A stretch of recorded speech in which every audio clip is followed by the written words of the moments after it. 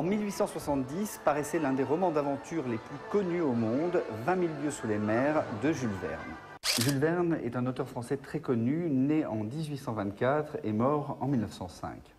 135 ans plus tard, en 2005, Sidney Bernard, comédien et metteur en scène, décide d'adapter les aventures du Nautilus et du Capitaine Nemo pour le théâtre. De quel nom dois-je vous appeler? Je n'ai plus de nom. Pour vous, je serai le Capitaine Nemo. Et vous êtes les passagers du Nautilus. 20 000 lieues sous les mers, la pièce s'installe à Paris au Théâtre de Jazet pendant tout l'été. Sur scène, un étonnant bureau-machine qui se transforme à volonté, des effets spéciaux époustouflants, un spectacle féerique à voir en famille. Je fus invité à me joindre à l'expédition et à représenter la France. Invité par l'ancien président des États-Unis d'Amérique en personne.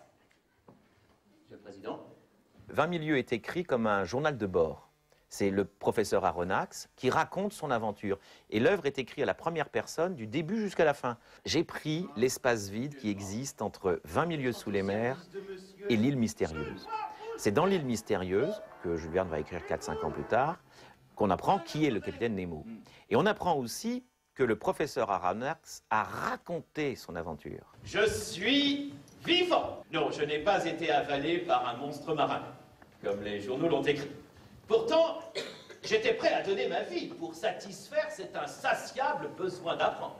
Le professeur commence à raconter son récit comme chacun raconte une histoire. Sauf que son imaginaire, son imagination est telle que son environnement va se transformer. Au secours à moi! Là, je suis tombé à l'eau. Au secours! Ouais, du bateau! Au fur et à mesure qu'il va raconter, c'est comme si les choses sortaient de son imagination. Et tout va se transformer autour de lui.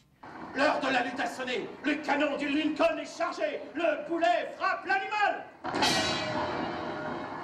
L'œuvre de 20 000 lieues sous les mers, c'est un catalogue hallucinant, à la fois de fiction technique, mais aussi, ce qui n'est hélas plus de la fiction aujourd'hui, de la réalité sur le réchauffement de la planète, sur la préservation des espèces. Il faut quand même savoir que Jules Verne écrit Vos semblables dépeuplent la mer en 1870.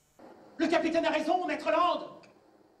L'acharnement barbare des pêcheurs fera un jour disparaître la dernière baleine de l'océan. Moi, j'ai respecté l'œuvre, mais alors à la virgule près.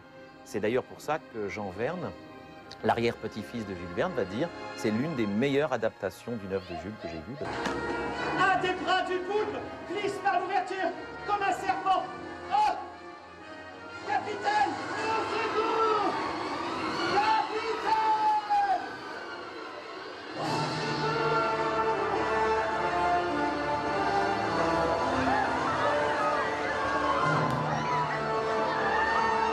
C'est tellement fou, c'est tellement dingue qu'il n'y a même pas besoin d'en rajouter, quoi. 20 000 lieues sous les mers, c'est au Théâtre de Jazet, à Paris, boulevard du Temple, dans le 3e arrondissement, et c'est jusqu'au 26 septembre.